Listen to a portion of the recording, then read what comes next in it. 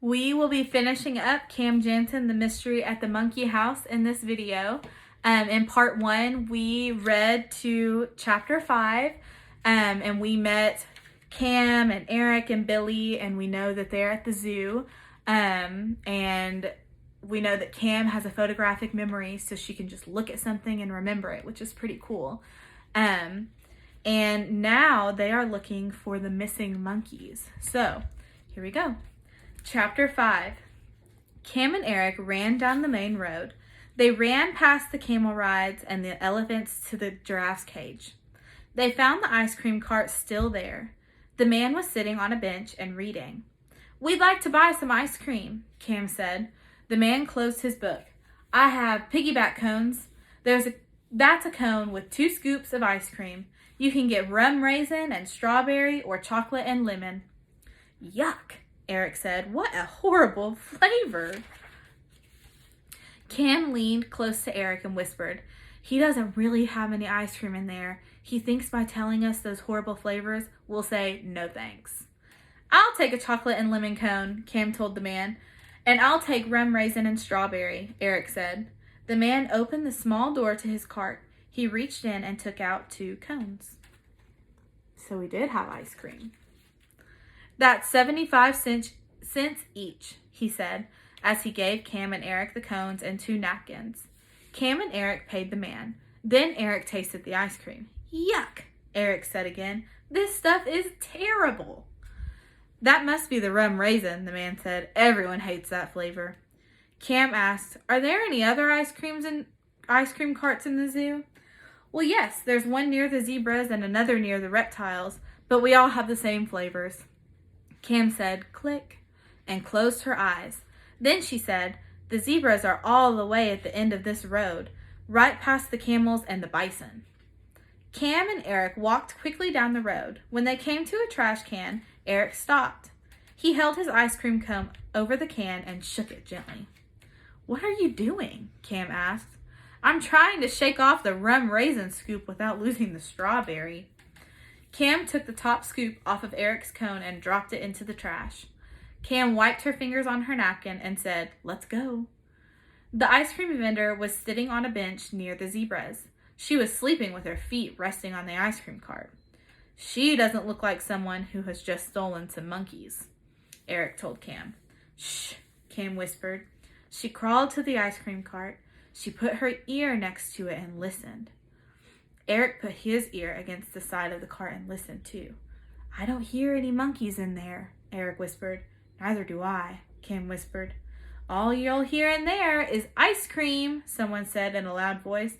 "And ice cream doesn't talk." So look, they got caught.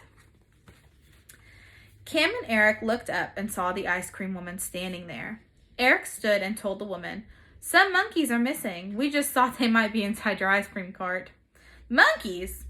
What I have in here is worse than monkeys," the woman said as she opened the small door. "I have chocolate and lemon and rum raisin and strawberry ice cream. I haven't sold a cone all day." Cam licked her ice cream cone and said, "It does taste pretty bad."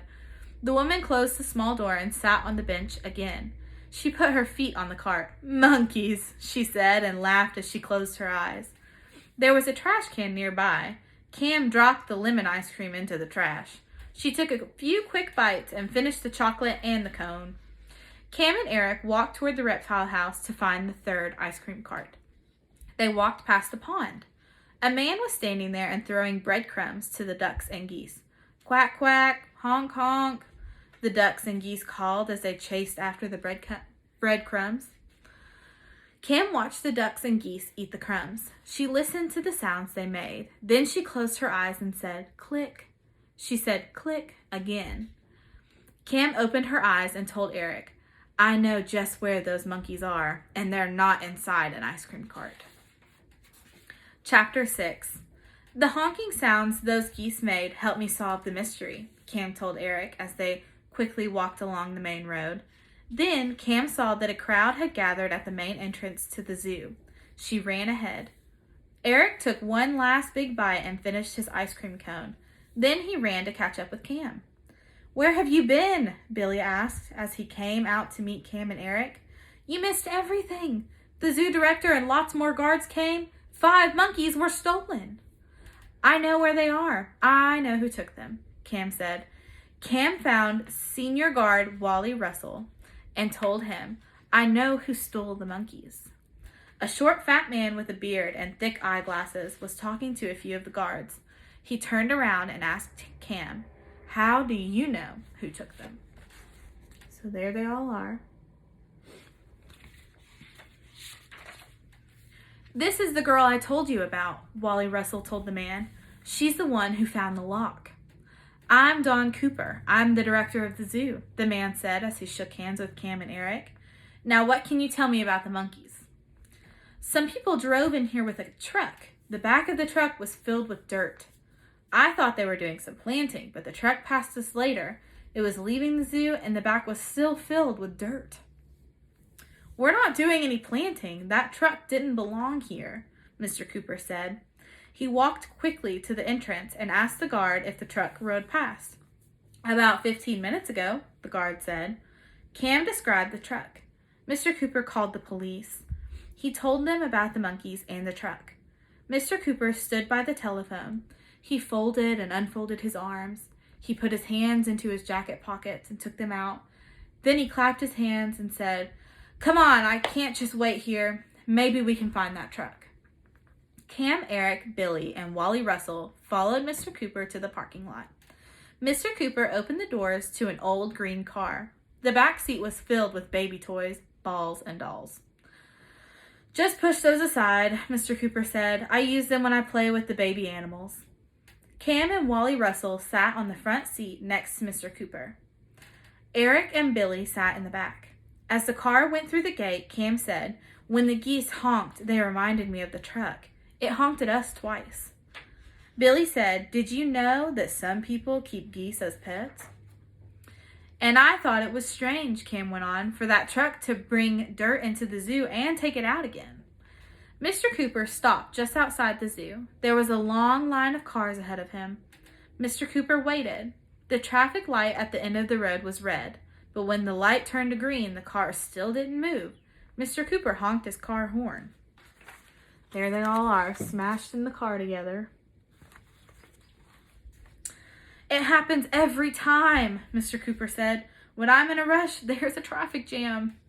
The light turned red, then it turned green again, but no cars moved.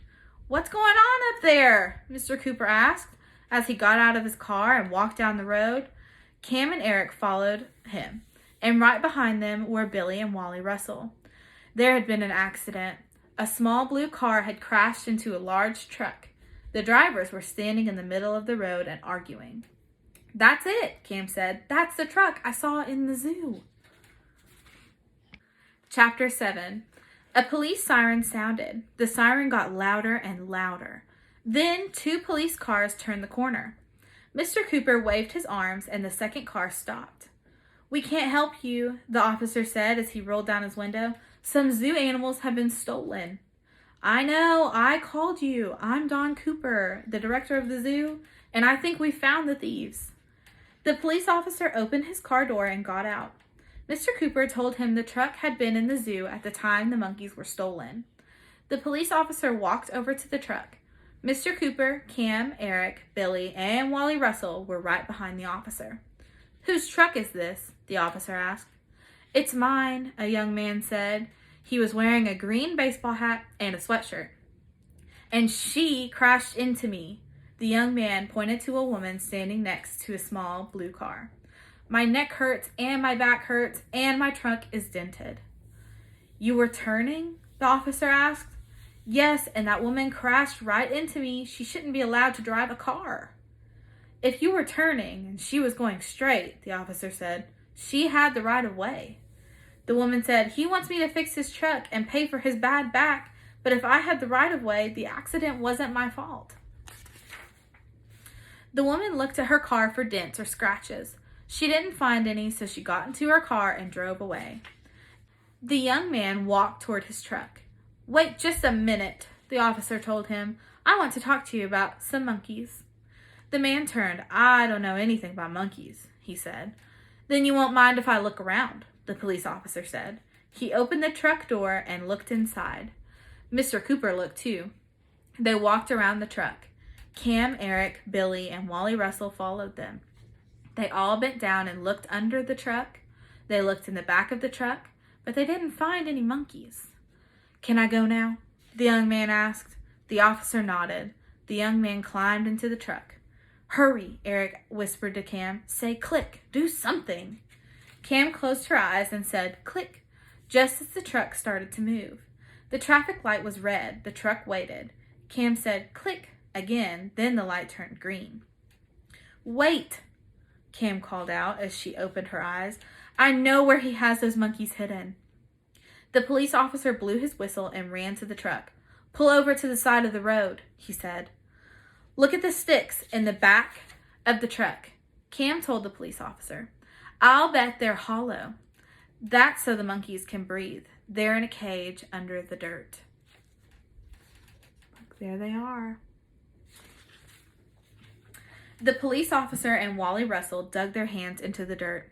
"Hey, there's a cloth here, and there's something under the cloth. It feels like a cage." Mr. Cooper opened 2 latches at the back of the truck. The gate dropped down and he found his monkeys. Mr. Cooper and Wally Russell pulled the cage out and put it on top of the dirt. There were holes in the top of the cage. Attached to each hole was a wooden tube.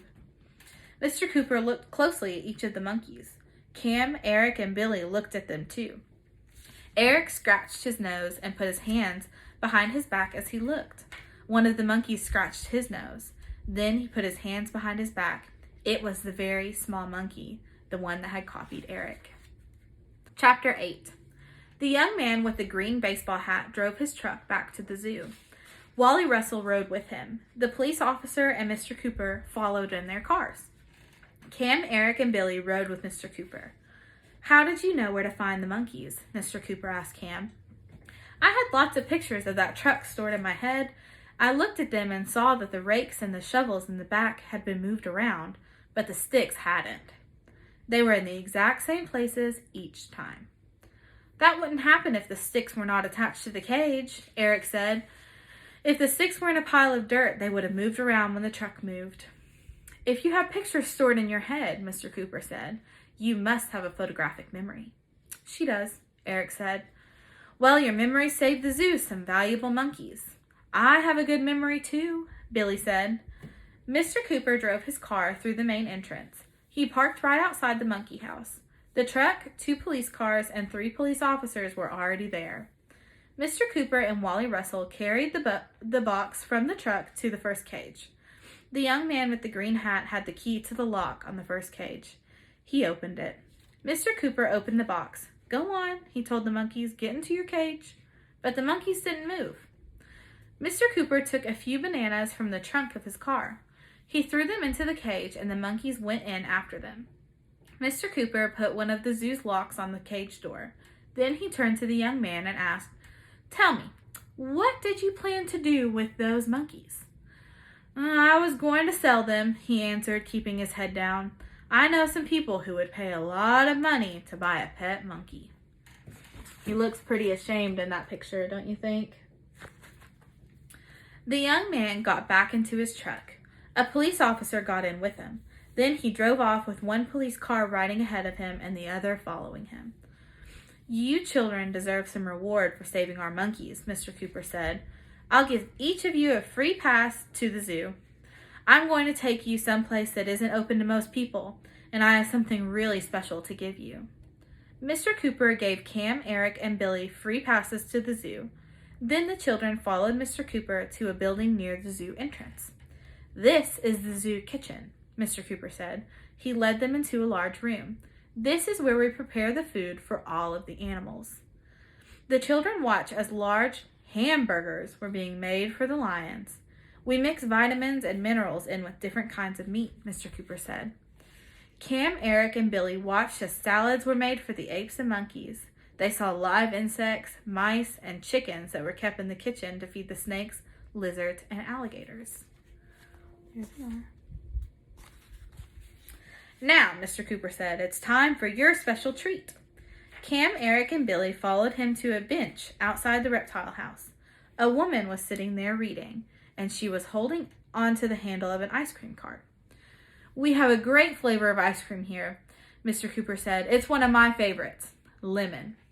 "Give each of these children a lemon and chocolate cone," Mr. Cooper told the woman. "No, thank you," Cam and Eric said. "Well," Mr. Cooper said, "I'm sure you'll want to taste my other favorite flavor of ice cream." "No, thank you," Cam and Eric said again. "But you don't even know what the flavor is yet." "Oh, yes, we do," Cam and Eric said, and laughed. "Rum raisin." Cam, Eric, Billy, and Mr. Cooper walked back to the monkey house. As they walked, Cam and Eric watched Billy and Mr. Cooper eat their lemon and chocolate ice cream cones. Billy smiled whenever Mr. Cooper looked at him, but when Mr. Cooper wasn't looking, Billy made a funny face, like he was eating poison. When they came to the monkey house, Mr. Cooper looked into the first cage. "They look happy to be home," he said. Eric and Billy also looked into the monkey cage. "Let me take a picture of you," Cam said. Eric, Billy, and Mr. Cooper turned to face Cam. They smiled. Cam closed her eyes and said, "Click." Eric turned and saw the smallest monkey look straight at Cam. The monkey blinked his eyes and Eric said, "Click." Cam opened her eyes. "Hey," Billy said, "that monkey said click. I'll bet he has a great memory too." Eric laughed. He put his arm around Cam's shoulder and said, "Well, no monkey has as good a memory as my friend Cam." The end. I hope that you all enjoyed this chapter book as much as I did. I really liked being able to read a longer book to you all. It's hard to do that sometimes when we're in class and we feel like we need to read something really, really fast and take an AR test. But we finished a whole chapter book and it didn't take that long. So make sure that you're writing your summaries and we will see you on the next video.